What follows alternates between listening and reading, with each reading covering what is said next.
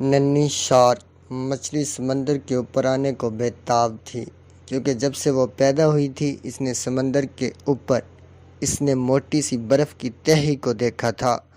روزانہ تمام سہیلیاں مل بیٹھتی تھیں اور آپس میں اس موضوع پہ بات کرتی کہ سورج کیسے نظر آتا ہے، پانی کی سطح پر کھیلنے میں کیسے مزے آتے ہوں گے۔ آخر وہ دن آ گیا جب برف بالکل پگھل چکی تھی۔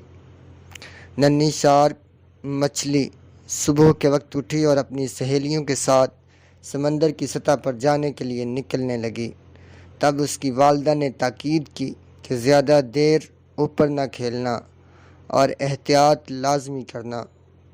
شارک مچھلی نے والدہ کی نصیحت سنی، انسنی کر دی اور گھر سے نکل گئی۔ شارک مچھلی نے سہیلیوں کو اکٹھا کیا اور سطح سمندر کی طرف چل دیے۔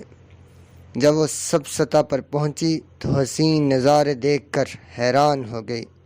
کچھ دیر ابھرتے سورج کا منظر دیکھ کر وہ تمام سمندر کی سیل کو چل نکلی۔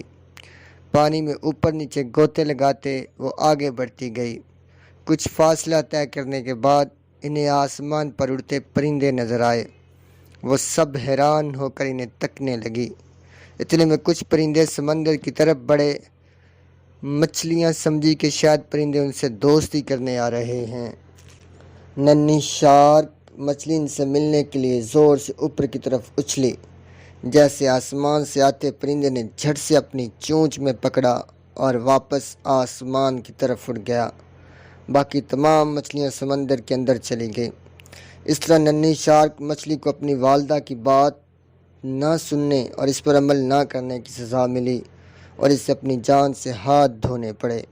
پیارے بچوں، ہمارے والدین ہمیں جب بھی کوئی نصیحت کریں تو ہمیں اس نصیحت کو انسنی نہیں کرنا چاہیے، بلکہ اس پہ مکمل عمل کرنا چاہیے تاکہ ہم زندگی میں کامیاب ہو سکیں۔